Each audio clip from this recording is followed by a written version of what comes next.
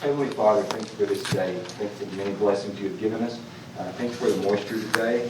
Hope to receive much more for our farmers in the area. Be with all those that are sick and hurting. Be with our country and our county and our city during these difficult times. In Christ's name we pray. Amen. Amen. Pledge allegiance To the flag of the United States of America and to the republic for which it stands, one nation, under God, indivisible, with liberty and justice for all. Thank you for joining us tonight. At this time, Janine, are there any public comments? No, sir. Mitch, introduction of new employees. Couldn't make it tonight. Which department has a new employee? Public Works. Next, we will consider and approve the minutes from the May 4th and May 5th meetings. If there are no additions or corrections, can I get a motion to approve the minutes as read?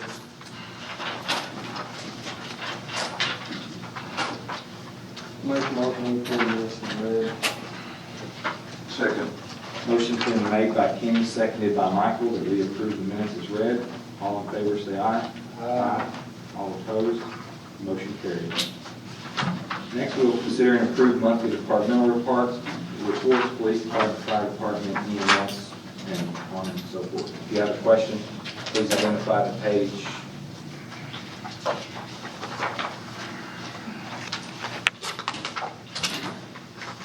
I don't have a question, I just have just a comment. I know fire chief's not here, but I just want to say, I really appreciate everything that he has done in his department. I mean, we had a pretty significant fire, and that's something that we kind of take for granted with our EMS, our police, and our fire department and stuff. We don't think that much about them until we need them, and I know that they did a great job in fighting that fire, and that comes from our fire chief, Marshall's leadership and what he has as far as equipment and trained volunteers and stuff. So I just want to say, I want to put it out there, thank you, keep up the good work, and I'll let you handle the police department and our EMS as well. Any other questions? Page 61, Parks Advisory Committee meeting. I was just curious to find out if that information is going to be brought to council to see where that's going to be moving forward to. The information that Mitch had brought to the committee regarding tile colors, play features, roof colors, and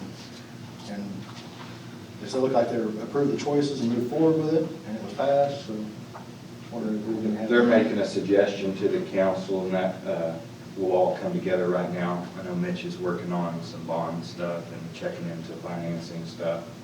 So, Okay. are you planning? Yeah, I talked to Eric about it. We talked about probably having a standalone special meeting, so the public to be there, and, it's going to be a long discussion on it. So we did rely on the Parks Board for some choices they recommended, colors and stuff. The engineers showed us different types, coping and, stuff like that, kind of minor decisions to go along with the plan and stuff, but want to kind of ball that up together and have a public meeting so folks can kind of listen and we can kind of show a little more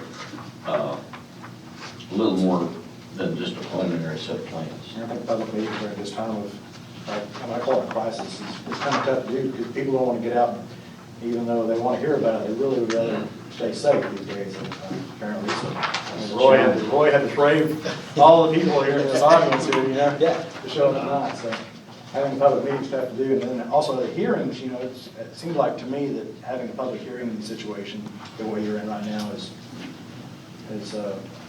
not really very productive for the public. Janine, have you got any requests did anybody wanted to talk on any of the public hearing items? No, sir. And it's just, that's the other thing too, is that we just don't have a lot of input on stuff like this. It's kind of sad.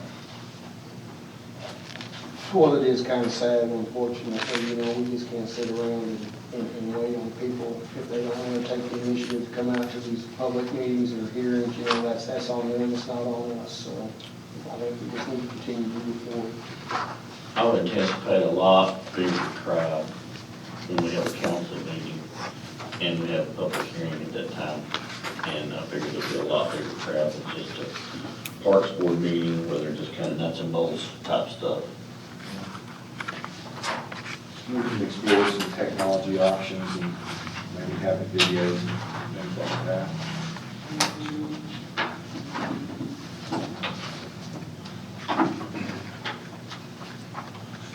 I'll make a motion to approve the department reports. I'll second that. Motion's been made by Ben, seconded by Buddy, that we approve the monthly departmental reports. Is there any following questions? All in favor, say aye. Aye. All opposed? The motion carried. Okay, you there, just hang on for a moment. Change your seat. This is our next. Next, we will have public hearings, several public hearings. We will have a public hearing from Grant Works we'll present maps and text produced for the city's Texas CDBG planning study contract. And then we will also have a public hearing for proposed amending the zoning regulations of the city of Littlefield, adding a definition for light food manufacturing, adding allowed use in C2 general commercial, amending sections 13 and 16.02, 9 and 19. And lastly, we will have a public hearing for a proposed change in the zoning, change from the C1 commercial office lab retail neighborhood services to C2 commercial general. In the original town, Littlefield, all of blocks 1, 2, and 3, blocks 7 through 12, blocks 4, blocks 11 through 12, Littlefield, Texas, industrial original town, Littlefield, blocks 1 through T, Littlefield, Texas, Yellow House Edition, Littlefield, all of blocks 12 and block 6, lots 1, and lots 5 through 8.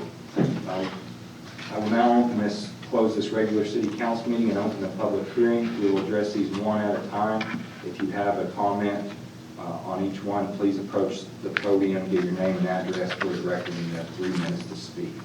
First would be the public hearing on the Grant Works. Does anybody wish to speak on that? Mayor, we've got the Natalie Booth on the line for Grant Works, and she's got a presentation, PowerPoint stuff for that part. That will be in 9, correct? This is the public hearing. Oh, okay. Gotcha. Is there anybody for the Grant Works? Next, we will have the public hearing for the proposed amendment to the zoning regulations. Is there anybody that wishes to speak on that? Next, we will have a public hearing for a proposed change in zoning from C1 to C2. Is there anybody that wishes to speak to that? If not, I will now close these public hearings and reopen the regular city council meeting. Next, we will have a presentation and review text and maps associated with the Texas CDBG planning grant, contract 7218084, and adopt a resolution required by TDA affirming review of the plan and its suitability to guide future policy decisions. Mitch? Natalie, are you there? I am. As you can see, we had no public comment during that section. I wanted to make sure you were online to hear that. Okay, yes. I think, can everybody hear pretty good? I hear good. So, Is everyone, are you ready for me to start the presentation? I believe we are, Mayor. Okay, great. Can everyone hear me all right? I hope so. Yeah, sounds pretty good. Okay, I will go ahead and start this presentation. I will keep it brief, especially in this awkward format since I can't be there. If you'll open up the PowerPoint or turn to the printed out slide, whichever you have, I'm going to start just on that title page, City of Littlefield. As Mitch said, my name is Natalie Booth. I'm a planner with Grant Works. And this presentation is because the City of Littlefield has received a community development block grant, as I mentioned, to help fund the creation of a comprehensive plan. And City of Littlefield hired Grant Works to create that plan. We have now completed the plan, and we're asking council to sign the resolution to formally accept it as complete. As part of the closing out process, I put together this presentation, which will just briefly summarize our process as well as key aspects of the plan itself. On the next slide, I'm now on the slide entitled Presentation Roadmap. This is just a quick guide to my presentation. I'll quickly touch on Brentworth's process as well as the general structure of our comprehensive plans, and then I'll go over some brief important findings from several chapters. I'm now on the slide entitled The Process, which is slide 3. I guess let me know if anyone is lost. So as I mentioned, the city was awarded the CDBG grant to create a comprehensive plan, and they selected Grantworks as a consultant to draft the plan. So as part of our plan development process, we visited Littlefield in January. We held a public meeting, sent out an online park survey, and we collected community inventory. Community inventory means we drove every street in the city limits and ECJ, noting things like housing, land use, road condition, road material, drainage infrastructure, etc. The plan is now finished. We're asking council to accept it as complete. Accepting the plan as complete just means that Grantworks has provided a plan that meets the technical requirements of the contract that was signed at the beginning of the process, and that we've provided you with a plan that is suitable to guide future policy decisions.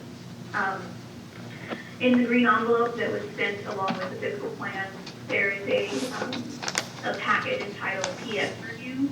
That's our performance statement review, and in that document you can find line item by line item for the contract and where in the plan we address each of those promises. Signing the resolution and accepting the plan as complete does not mean the city is adopting it or any part of it. If the city chooses to adopt the plan in part or in whole, that would be a separate process for the city representatives and the public to consider and decide upon. And finally, it's worth noting that this plan is a living document, meaning that it is intended to be updated and changed over the next 10 years so that it can properly guide the city. And so when we sent the physical plan, we also sent a CD with the editable Word document on that CD for the city to update. Next slide, I'm on the slide entitled Plan Structure. So for those who may not be as familiar with a comprehensive plan, plan's purpose is to provide an overview of current conditions, to identify and prioritize improvements, and to identify potential funding sources. So our plans are built on the following foundations. We build them on a foundation of community input, which is the public workshop and input from the previous plans. Foundation of current conditions, which is that inventory I mentioned where we drove every street. Anticipated growth, we developed forecasts to predict the anticipated growth Littlefield is likely to experience over the next 10 years. And finally, Grantworks' knowledge of successful planning practices in other communities of similar size and facing similar challenges. The Littlefield plan has 11 chapters, most of which correspond to key inventory areas such as housing, land use, wastewater, etc., as well as a separate chapter that is entirely dedicated to additional funding sources. The plan also includes a book of maps. Many of the chapters have supporting maps showing both existing and proposed conditions. And as I mentioned, in addition to the plan binder, the map binder, there's also a digital copy on a CD, which includes a digital version of the plan with editable documents and the digital appendix, which has additional references that are referenced in the plan. I'm now on the slide entitled Chapter Structure. Many of our chapters are structured in the same way. They start with community input, which is a summary of relevant input from the workshop or survey. They go into conditions, which is our findings, fieldwork, and research, and followed by key considerations, which is our analysis section, where we have suggestions and strategies for addressing identified challenges and potential opportunities. And finally, most chapters close with implementation tables, which is a timeline of objectives to address key issues identified in the chapter. As you can see on the bottom of the slide, these tables usually identify a lead organization for each objective, provide a rough cost estimate, and point to potential funding sources. This is in addition to Chapter 11, which is the funding source chapter, which should be used also. I'm now on the slide entitled Infrastructure Improvements, Water, Wastewater, Storm Drainage, and Streets. Now I'll touch on a few key findings throughout the chapter, and then I'll close with any questions. So the engineering chapters are a little bit different than the rest of the plan because they're drafted by an engineer, not by a planner. Our infrastructure chapters include water, wastewater, drainage, and streets. Each of these includes an implementation table and improvement map, which cities usually find very helpful. Infrastructure recommendations are broken into improvement phases. So, for example, on this slide, you can see the street improvement phases. Each color on the map represents a different phase. This map with blue lines indicates phase 1 streets. All streets are categorized in 4 phases of equal cost based on priority. Priority was outlined by the street questionnaire that was filled out at the beginning of this plan, as well as just general priorities of parks, schools, downtown, high traffic streets, those sorts of things.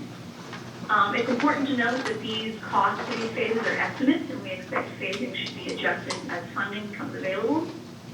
And with the Littlefield Street chapter, it's worth noting that the costs we calculated included seal coating all streets in good condition. So we categorize streets into 3 conditions. There's good, fair, and poor. If the city chooses to not improve good streets, to leave them as B, which would be completely fine if they're in good condition, that reduces the total cost of street improvements by $2.5 million. So we just included it in case it was something the city wanted to consider. On the next slide, entitled Infrastructure Improvements, I'll summarize a few quick points from the other infrastructure chapters. So for the water system, our engineer's recommendation is to obtain funding to rehabilitate the interior of Sandhills ground storage tank and the Wildcat elevated storage tank, as well as to obtain funding to replace old asbestos cement lines. We also recommend replacing old 24-inch transmission lines from the Sandhills storage tank to the 1.5 million gallon storage tank on Phelps Ave. For the sewer system, we recommend the city obtain funding to rehabilitate 4 of the existing lift stations. And this project will include approximately 30 manhole replacements and about 16,000 linear feet of line. For the drainage system, we recommend the city conduct a more conclusive drainage study to alleviate flooding at the south end of Hall Avenue and US 84. And the city work in conjunction with Lincoln County to obtain funding to replace 3 damaged culverts and approximately 23,000 linear feet of curb throughout the city. And locations for all of these are on the map attached to the plan. As I mentioned, for the street system, we recommend a 4-phase improvement schedule. On the next slide, entitled Housing Analysis, I'll summarize brief findings from the housing as well as the population chapter. In our survey, we counted a total of 2,813 homes in Littlefield, most of which were single-family stick-frame units. We also counted a high number of substandard housing for a city of this size, around 866 units, most of which appeared to be occupied. And we counted 235 multifamily units. According to our estimates, which are based on historic trends and the Texas Water Development Board's predictions for future water needs, we expect Littlefield to experience a decline in population of about 2.5% over the next 10 years. And so given this decline, we recommend the city focus efforts on reducing the amount of substandard housing in Littlefield, which the city is already addressing. So we recommend some additional potential strategies in the housing chapter. We also recommend the city assist residents with home repair through grant applications and sharing information with some organizations that might be helped. And again, more details are listed in the housing chapter. We also recommend the city strengthen their subdivision zoning and related city ordinances to enforce smart housing development over the next 10 years. On the next slide, entitled Land Use. As part of our field work, we created a map of existing land uses in Littlefield, parcel by parcel. We found a large amount of undeveloped or semi-developed land within city limits that shows great potential for future development. The most common land use we found, other than right-of-way, was single-family housing, followed by commercial and then industrial land uses. Based on the large amount of undeveloped or semi-developed land within city limits, we recommend the city activate some of these spaces with temporary uses, such as free libraries or farmers markets that could be potentially This could probably be greatest used in the central traditional downtown, just some art. And some of these vacant spaces can really mitigate the spillover effect that vacant lots have on storefronts. And based on our population projection and the amount of underused land in city limits, we also recommend the city encourage infill development to avoid the extension of city services. We also recommend the city adopt the future land use map in order to encourage smart growth. On the next slide, entitled Land Use Analysis Continued, I'll go over that future land use map we created. Our future land use maps are more conceptual instead of parcel by parcel like that existing land use map. These future land use maps are meant to illustrate general desired character of the land. And so the future land use map is a visual statement on how and where the community wants to grow. It's not enforceable by law. That would be the zoning map. The future land use map we have created demonstrates a preference for infill development, housing and other sorts of development to occur within city limits to again avoid extending those services. A preference to develop a vibrant traditional downtown center and multiple commercial nodes of varied character along highways and major roads. And large versions of the future land use map are available on the CD as well as in the map finder. On the next slide, entitled Recreation and Open Space Study, I'll touch on the Parks Master Plan we created. This recreation and open space chapter functions as its own standalone parks plan for Littlefield. With this master plan, the city can apply for grants through the Texas Parks and Wildlife Department in order to fund improvements for the park. During fieldwork, we surveyed each Littlefield park extensively. We recorded the type and condition of any play, sporting, or passive recreation facilities, as well as things like benches, sidewalks, parking, lighting, fencing, landscaping, etc. We also created and distributed an online survey to gather public input regarding park conditions and desires. We counted a total of 5 public parks in Littlefield. They're listed on the slide. 70% of survey respondents think that parks should be improved. Residents' top 4 desires according to the survey were a public swimming pool, a recreation center, hiking, jogging, or biking trails, and a golf course. Based off national recreation and open space standards and resident demand, we recommend the city apply for Texas Parks and Wildlife funding to improve all parks except the Wayland Jennings RV Park. The city should also seek Parks and Wildlife funding to construct the aquatic center and to build 9 miles of trails. Ideally, these trails would be connecting important centers such as parks or schools or other recreational facilities. We also recommend the city work with the independent school district to create a shared resource plan. Many cities across Texas have similar agreements between localities and ISDs, and this is to grant public access to park facilities on weekends or after school to increase the available amount of public play and sports infrastructure. And that concludes my presentation. Are there any questions? I have a question. Won't you ask it, and then I'll ask her here so she can hear it. On the survey for the parks, could she tell us how many people participated in the survey? The question was, how many people participated in the survey? On the parks. I can look that up. I'm sorry, give me 1 second while I look that up. I can answer part of that for you, very few. We tried to push it out there and just didn't get very many responses. I mean, we tried to get people to respond, but just didn't get a lot of input. We had 20 responses on the survey, and I believe the survey was open from January to March. Yes, the survey was open from February to March. I think part of the problem is they're kind of punch drunk surveys. We've run so many of them lately, I think a lot of people said, I already did that. So, like, some of that was part of the problem. We usually like to see more participation on surveys, but we've had worse from other localities.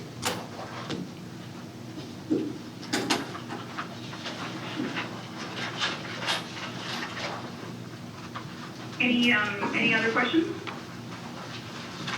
I want to emphasize what Natalie said a little bit earlier about you're accepting, you're passing a resolution to accept the plan, which is a completion of the grant and the project, but adoption of this should come after quite a bit of study and discussion and maybe even some more input from people on the parts of it. I mean, we're under no requirement to adopt this plan. And it should be done with caution to make sure that everything's exactly the way you want it. This is very valuable, I think, to help us with answering some questions when it comes to making the big decisions you have as far as seal coating or repairing streets or parks or zoning and a lot of different things that you ultimately have to make decisions. And if there are no, If there are no further questions, I'll just touch briefly on the next steps, and then I'll conclude my presentation. So, as Mitch said, if the city council accepts the plan as complete tonight, they will sign the resolution. I'll need the city to sign and mail us the rest of the documents that Janine should have that were in the green envelope, as well as the match check. Once we receive those documents, we will send a copy of the plan to the Texas Department of Agriculture, the state agency that administers grants. CDA will then review the plan, which can take 2 to 3 months, and then once the plan is reviewed, they will release the grant funds to the city so they can complete payment of grant work.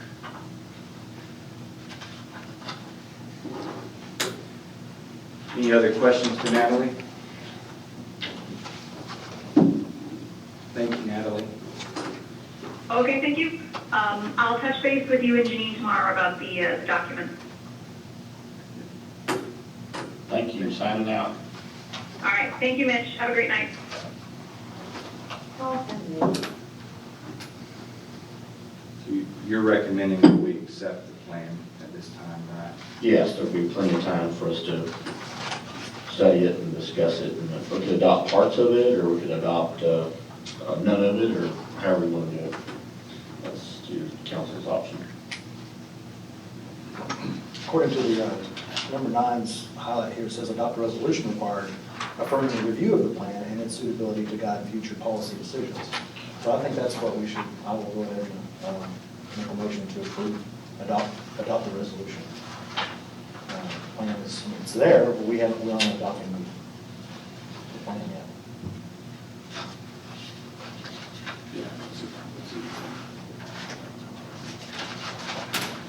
You're just accepting slash, Accepting the word project license. yeah, adopt resolution.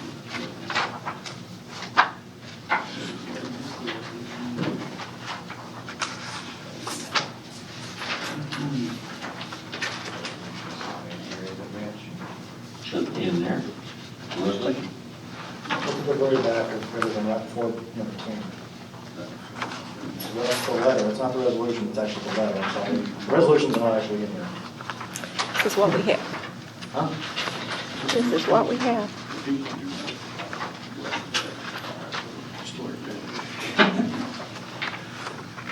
So what's your recommendation, Brian? Yeah, just tracking the language there, affirming that we received the presentation. Accept it. Yep. Like they've said, obviously, when the plan will be finalized and will come back before you to officially adopt it. This is just kind of the next step so they know they're done with this step and can keep proceeding. So it's a good thing to have for the city. So Ben, will you restate your motion? Sure, I make a motion to adopt the resolution required by TDA affirming the review of the plan and its suitability to guide future policy decisions.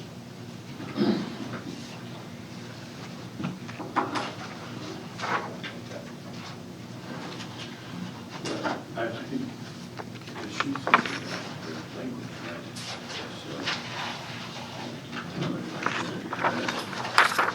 I think this is what they're wanting is the resolution, That's it right there? Which is the letter? which is the letter that, Okay, let's see.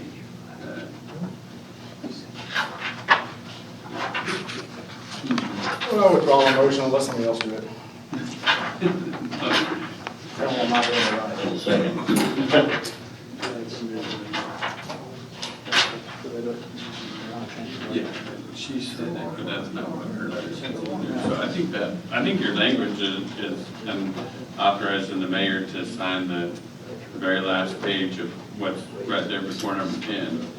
I think the copy should sign. I know she was saying accept, but that's not really what the letter said.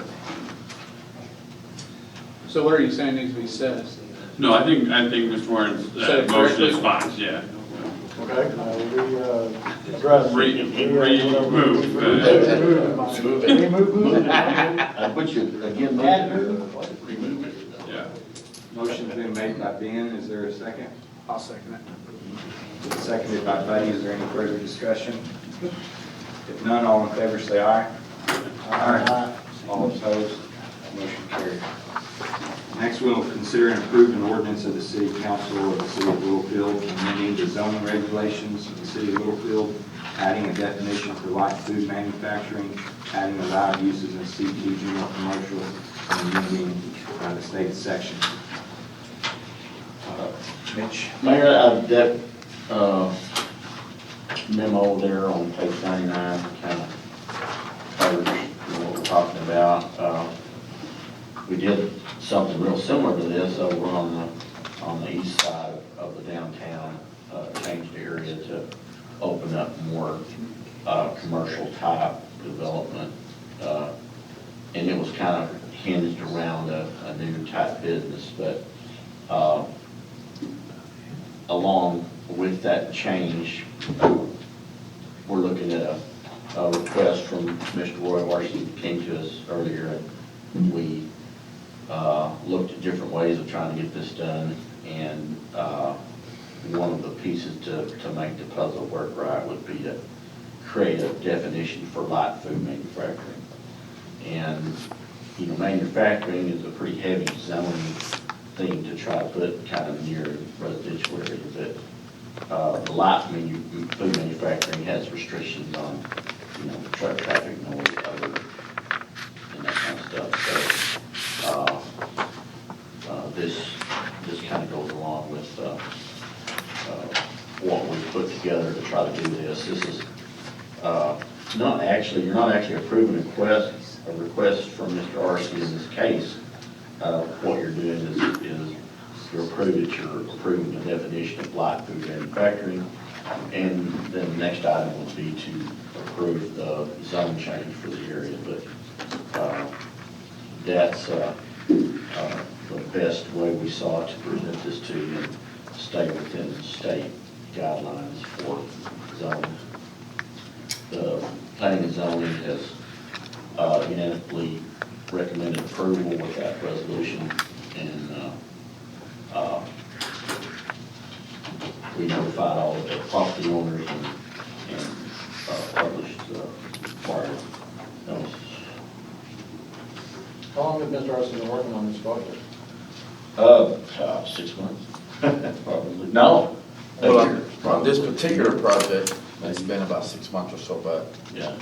it's been maybe a couple of years. He's worked hard. I've heard about He's it for a while now. tried to find the right spot. Yes, sir. It's just, you know, trying to meet zoning regulations and stuff like that. Yeah. Just- And it's been a challenge, but I think, you know, if we could get to the point where it makes a difference in that area, that would also help, not just that particular building. I know that there's a little bit more interest in some of those older buildings that are kind of sitting vacant for a long time. It's kind of eyesores as well, so. And behind the project, I think there's other things that can also happen, not just this particular scenario with the business. Well, Roy's a community guy, and we've looked at a lot of different things, and this seemed to make the best sense. So, okay. Any other questions or discussions? I make a motion, we approve the ordinance, city council, zoning regulations to the city of Littlefield. Adding the definition for light food manufacturing. Motion's been made by Michael, seconded by Ben. Is there any further discussion? If none, all in favor say aye. Aye. All opposed, motion carries. Next, we'll consider and approve an ordinance of the City Council of the City of Littlefield allowing a zoning change from C1, commercial office light retail neighborhood services, to C2, commercial general, of the original town of Littlefield with the following legal description. Mitch? This is, I kind of touched on this a little bit earlier. The state, it's against a lot of your spot zoning, so you can't just jump off in an area and make one lot of different zones. So, we stepped back and looked at this thing, and Janine and I drove the area and kind of looked at the usage and stuff, and we feel like that whole neighborhood, whole area there, I think you've got a map in there on page 111. That whole area there along Delano, and kind of, it's a C1 zone. You can see the darker color over the green color, which is C1 area. Not changing any residential to commercial, but changing C1 zoning to C2 zoning. And I feel like it still provides a buffer between, the manufacturing, which is over across the street, and then the residential area. So that whole area, similar to what we did east of the downtown last year, before last. And those areas seem to be a pretty good boundary for a C2 zone change. Any further questions or discussion? If not, we'd entertain a motion to approve this ordinance. I make a note. Hold on, one second. I got different information than what I thought I was looking at here. Where is that boundary? What is the lower southeast boundary? What is that triangle right there? Southeast corner, that triangle is a service station. So is this the area where Lone Star Grill would be in as well? It is. Block away. This is what I got. Oh, well, that didn't match, okay. Okay, but I'm still okay. Okay. All right, just wanted to verify where it was. I was looking at the wrong location, I guess, in my mind, as to where things were. Actually, two properties in the city. Well, can I ask you, before we go any further, is there any property there, and I didn't have a chance to look at this and see what was actually running on, is there anything that's running right now as C1 that would be disallowed in C2?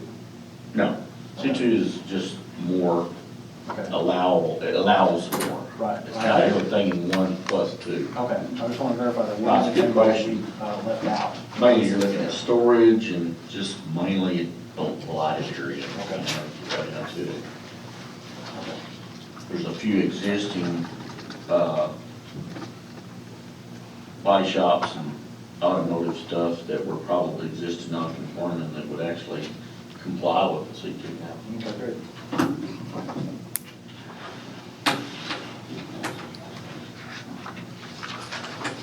Good. Okay. Make a motion, we approve the ordinance of the city council of the city of Littlefield allowing a zoning change from C1 commercial office to light retail. I'll say. Motion's been made by Michael, seconded by Ben. Is there any further discussion? If none, all in favor say aye. Aye. All opposed, motion carries. Can you put that in our vote on that? Yes, I put right in there that you abstained. Councilman Holmes is abstaining. Next, we'll consider and approve appointment of the Planning and Zoning Commission and Board of Adjustment Directors. Mitch? We need an alternate member. I mean, this is one of the boards, we want to make sure we can have a forum on these things, so we like to keep the alternates full, and Butch King has moved, so we need a question. One of the persons that's been interested in this is the Bryants that has the Willie. manufacturer, Willie Bryant. Been running for Tim Chase. They have the recent metal manufacturing deal downtown. I'd like to see, make a motion that we, or nominate Willie Bryant to fill the alternate position. Second that motion. Nomination's been made by Eric, seconded by Ben. Is there any other nominations? None, or is there any other discussion? If not, we have a nomination for Willie Bryant to appoint to the Planning and Zoning Commission and Board of Adjustment in Butch King's place, and that will expire when, 2025. 2025 term. If there's no further discussion, all in favor say aye. Aye. All opposed, motion carries. Next, we will. Next, we will consider and approve the 2020 House Bill 3834 Cybersecurity Training Certification.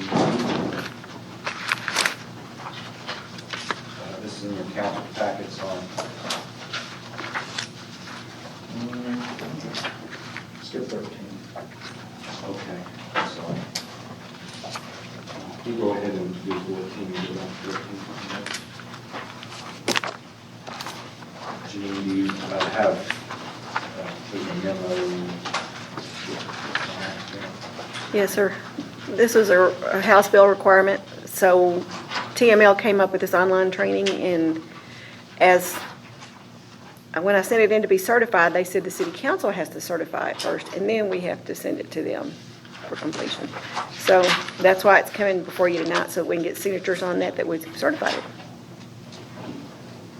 That we certify? Yes. Have all the city employees done the training? All the city employees that use computers.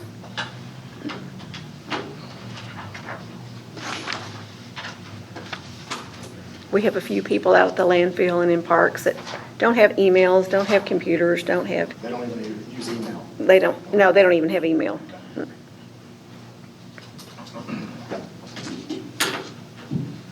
But it does require a signature from every city councilman.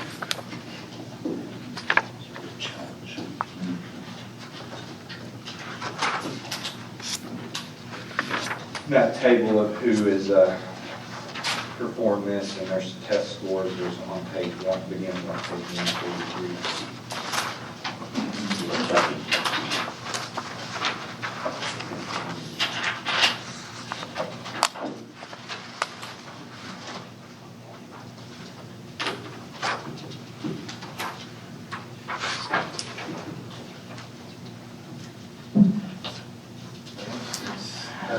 As the employees work hard, I'm assuming it takes a while, because I just did a training online for the school and it took me 13 hours. It takes about 25 minutes. No, it does't. This one doesn't take that long. This one wasn't very tough. Y'all are lucky then. Well, I tell you what. Well, in fact, on this, Ms. Butler, is it required the city council actually pass this training too before we sign this? Because we are employees and have It's not required. emails. I can't make anybody do any of it. Well, But but it says that we are verifying the report and reporting the completion of a cybersecurity training program by employees of local government. What do we don't you see on equipment? You got an iPad from the city? You know? I've taken the class. I wouldn't have to just because I have an email, because that's part of, it kind of is a gray area equipment. If you have access to the city email system, it's possible that it could be potentially a source of cybersecurity breach. But I don't know, I'd be leery about signing this without having everybody's, that has an email. What you could do is you could approve it contingent upon the council completing approved cybersecurity training. 30-minute training, that's fine. By next I mean, it's really, because it really applies to employees, so I mean, that would be above and beyond, but so if you do have a city email, it's certainly, would be best practice to go through the 30-minute training for sure. Or you could approve it and then require them also. Who has, so but you've done it, Mayor's done it, then Ed, you've done it. All right, so the last two, what do you feel? You'll be able to do it soon? Oh, yeah. Hey, if you've done 13 hours, you I've can done probably 13 hours, breeze I've through done it, 25 yeah. minutes. That's no big deal. So, Yeah, just send me a link and, It's just a short video that's on there. okay. Then there's a test, and they give you answers at the end. Hey, you're not supposed to see it. that's my kind of. Don't print out the second page, Michael. Okay. Just about the scores, we did real good on that. Well, the only problem with that is this is due to the department by June 15th. But does my name have to be included in there, or can I just take it saying that I took You it? could require it as best practices. If you're not an employee, but you could, if that's y'all's motion, you could require it. Yeah. That's fine. That way she'll be back to them. Yeah, yeah. Is that okay with everybody? You make that motion, Michael? Yes, I do. Michael makes a motion that we approve, that we approve that cybersecurity training certification and require the council to also complete that. Is that your motion, Michael? Yes, yes, sir. Is there a second? I'll second the motion. Motion's been made by Michael, seconded by Buddy. Is there any further discussion? If none, all in favor say aye. Aye. All opposed, motion carried. We'll go back to number 13. Let's get this. Discuss memorandum from Underwood attorneys at law regarding council member Ben Warren's question regarding appointment for recused municipal court judge and appointment of attorney pro tem in 2019. Councilman Warren, you requested this item, so we'll let you lead. Oh, I didn't get an opportunity to, y'all didn't discuss with me the wording on the item, unfortunately.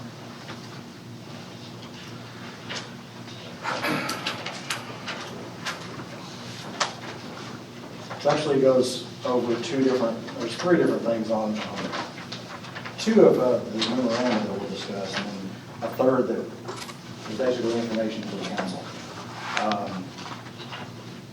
And number one, we're talking about the appointment for Judge Gary Belair.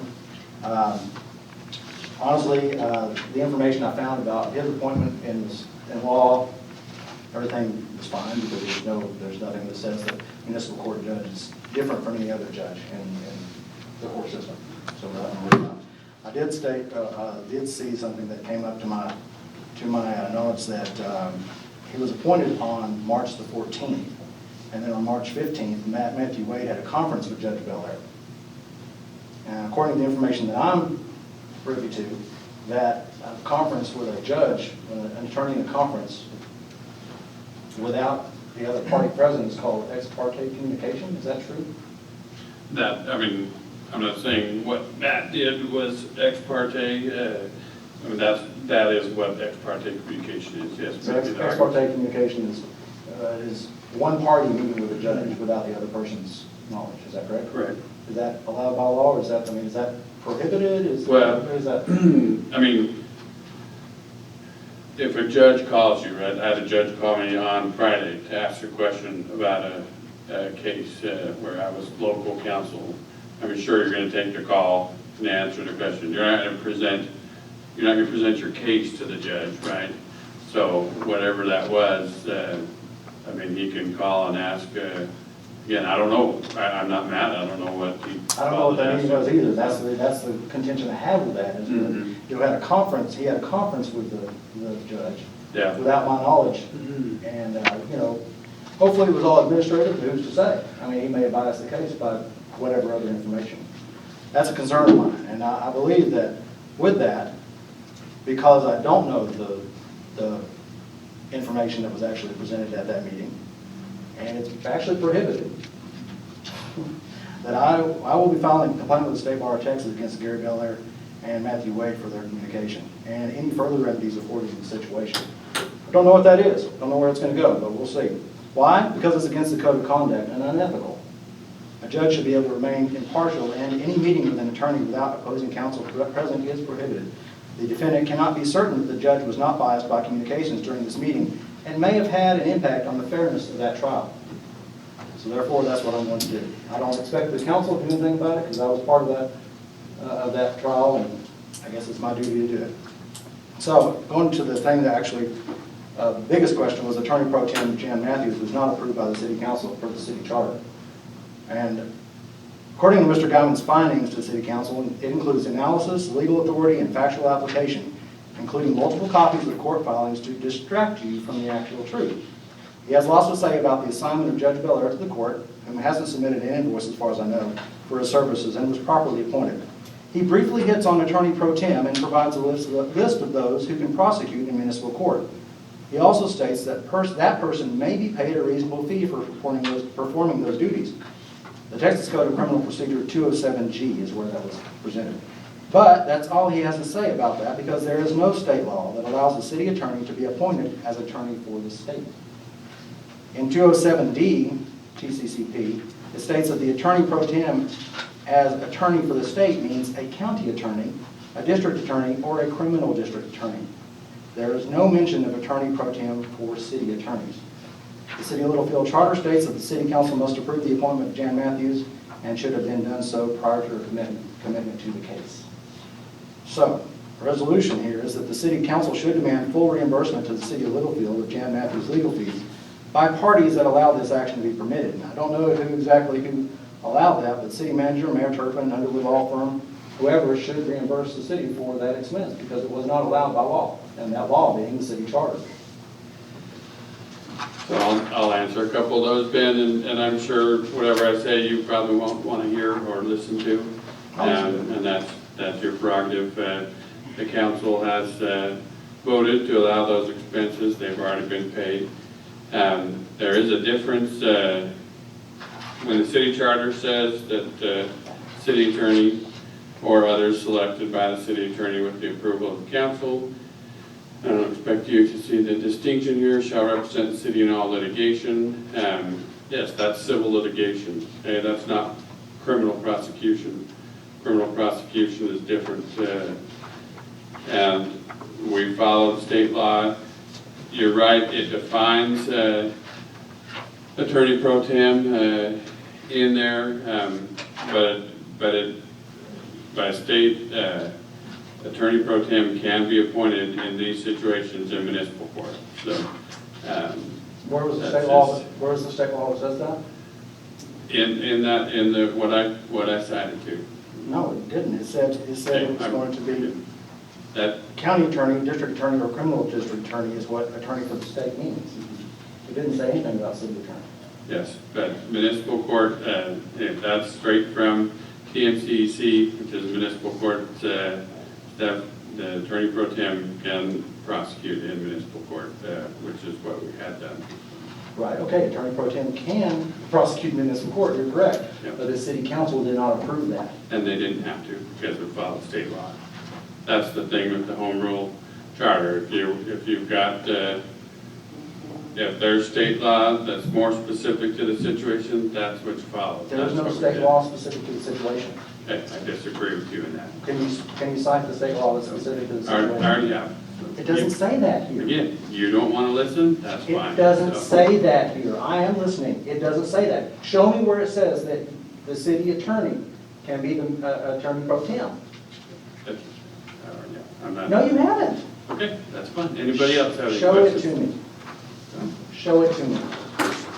I've already written what I've written, so we're done. You didn't write it. Okay. Again, I'm not You going made to be it able up. to. You're making this up right now. No, I'm not. Yes, you are.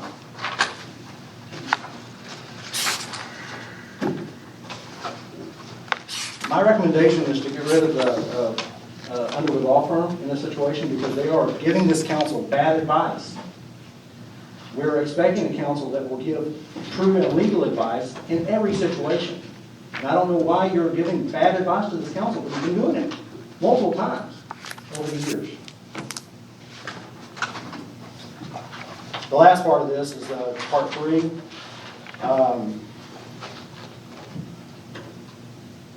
Which brings up other points that are related to Mitch and Mayor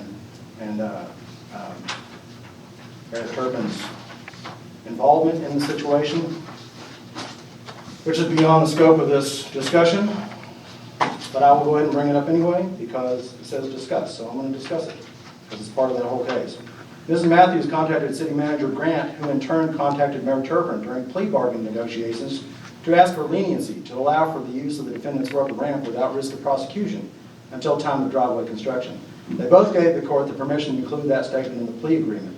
Both Mr. Grant and Mayor Turpin committed an overt act of official oppression to arbitrarily allow the illegal action and overturn the prosecution that was before the court that day.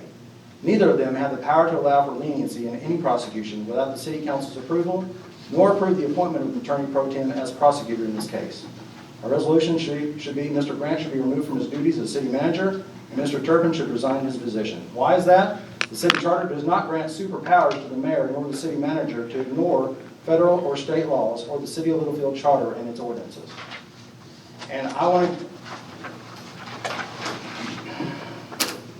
have my wits in on this, but this council should keep in mind.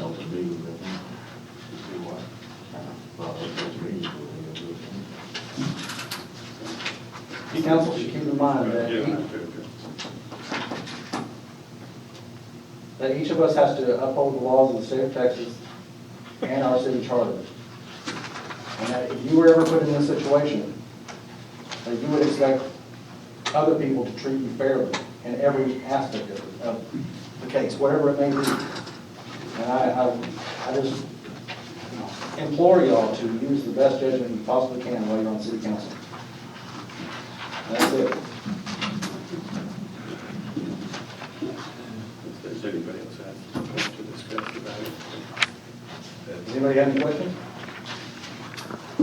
I can't even look at it. Can you?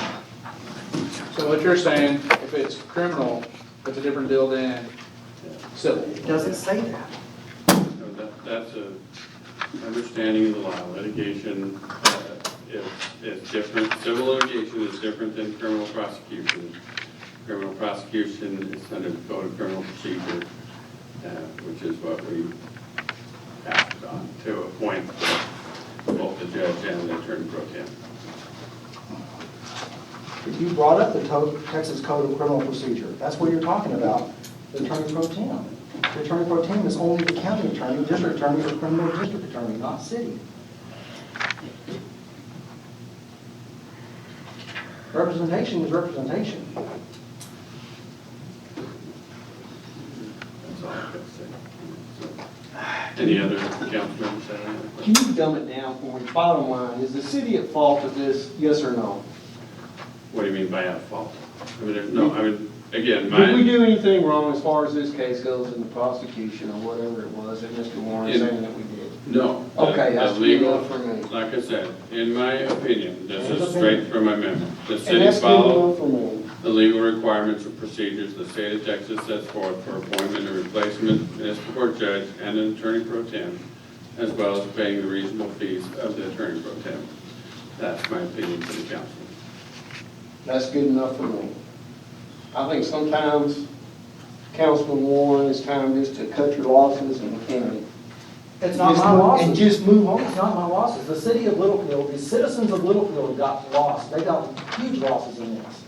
Because of you. No, because of. Because of you. You're the one that started this whole ring stuff a long time ago with with your desire to put in a garage door at your house. And I was on the planning and zoning at the time. And at that time, I told you that we needed to sit there and reevaluate this and come back, but you sat there and you came back and said, no, you didn't want to come back and discuss this openly. And so we tabled it, and then from that point on, we've gotten to this point right here. I went a year and a half to get my garage door. And we tried to cooperate, and you circumvented everything that we tried to Tried to do. cooperate, it was no, no, no, no, no. You didn't care what the law said. Yeah. That's where you and I If there are other disagree. questions about my memorandum, I'm doing my best to answer. I mean, I'm tired of it, I'm ready to put this to rest, and I don't see why we need to keep dragging this through and sit here and accusing our city manager and our mayor and everybody else. Because the citizens of Littlefield are the ones who lost out on this. How did they lose out? Because it cost nearly $10,000 Because of to you. fight it. Because of you. Because of me. So you put your RV storage buildings back there in the back of your building before we had a zoning ordinance. So, No, all I did right, not. let's stop. No, I did not. And if you want to Okay, go back. council members, I think we're on topic. if there's other questions about my memorandum, we can talk about those. If not, let's move, it's a discussion only, let's move on to the next item.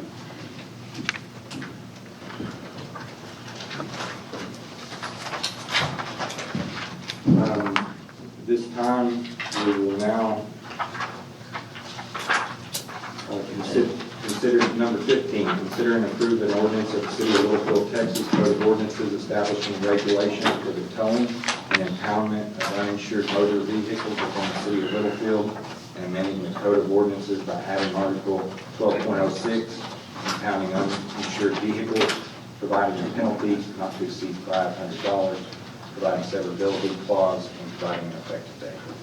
Mitch? Mayor, we have one little change since the agenda went out. We're recommending, instead of the clerk of the municipal court there at the bottom of page 149, this ordinance says the police chief or his designee. And we feel like that's a little cleaner and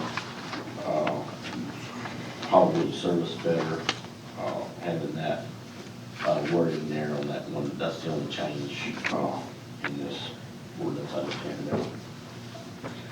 that. This is in response to some discussion at our earlier council meeting regarding our lack of tools, I guess is a good way to put it, on handling uninsured motorists. This has been done in other cities, and Chief, do you have anything to add to it? No, sir. Regarding the change that you just mentioned, if we catch it, we'll clean it. We'll take care of it rather than the municipal court clerk.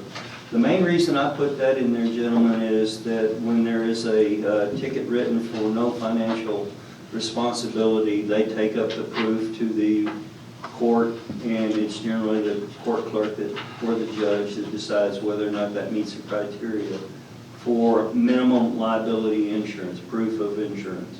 That's the only reason I included it in there as such, but me or my officers can handle that.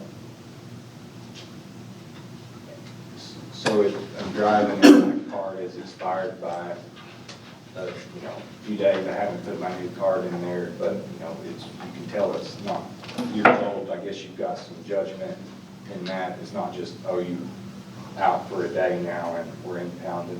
Generally, the database, the state insurance database, will catch up with that. Now, I'm going to be honest with you, the database sometimes is 8 months behind. A person can have insurance, and for one reason or the other, it lapses. It can be as long as 8 months before it catches up with you to show that you don't have insurance or your insurance is expired. That's a glitch in the system. I can't really do anything about that. But when you run a person's 28 tag, their registration, you'll get 3 returns. Either it's confirmed, not confirmed, or verify manually. Okay, verify manually means that that person is, the owner of that car, the driver of that car shows one of 6 methods of showing that they have insurance. And if they don't, then the vehicle can be subject to being towed under this ordinance.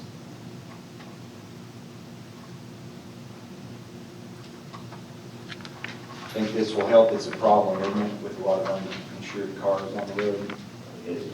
I tell you what, all I have is the stats of last year where we had 84 accidents, and almost 35% of those, the person who was at fault didn't have a driver's license, they didn't have insurance, or they didn't have both.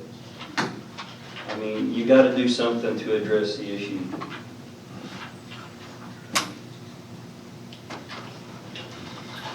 Any other questions for the chief? Could I mention one other thing?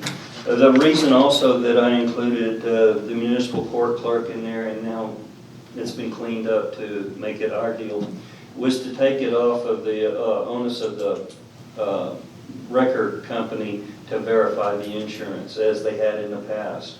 That was one of the things that the city of Lubbock did, and it was putting an unfair burden on the record companies, which that wasn't their job.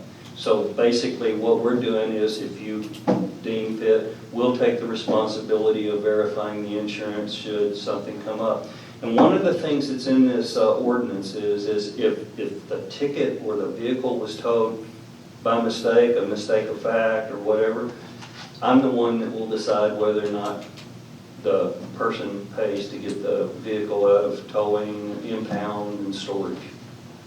And so there is an, if you will, an escape clause on that.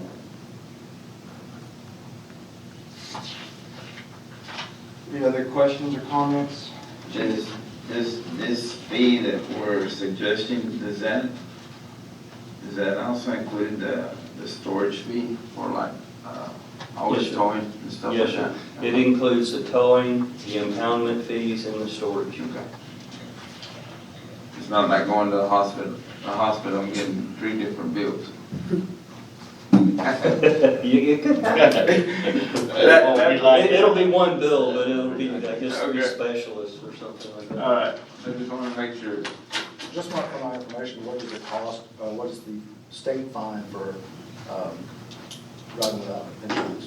Well, if a vehicle is towed under the state laws, it goes before the county judge. And according to the state regulations, a person is obligated to show 2 years' worth of insurance to get that vehicle out of storage. All I'm asking is for like 6 months, which is the going rate with most municipal ordinances. Now, if you go with the state fees and all that, that person gets to pay those fees in 6-month increments. So, Chief, if you're towed, will you settle up with the record company or the city? you'll pay the fines, whatever fines there are for not having insurance, which could be up to $500, maybe even more depending on previous convictions, and then you'll settle up with the record company. And as far as selling vehicles that are not claimed, that could be something that the city or the record company could get together with. And it wouldn't be just one record company, it would be the wrecker on call. And here it said something about storage, I don't know exactly where it was. They kept it at a place designated by the chief of police, did y'all? And basically, that's the record companies that are under contract for being wrecker on So call. they would keep their own wrecked vehicles, I mean, the ones they picked up would keep them Yes, in their sir. own yard? Yes, sir. Okay. So no, we don't have like some city impound lot? No, sir. One of the requirements that my officers would be made aware of is that they tell that person where their vehicle is being towed as well as the location. The person who has their vehicle towed would be allowed to get any personal property out of the vehicle prior to it being towed and explain to them why it's being towed.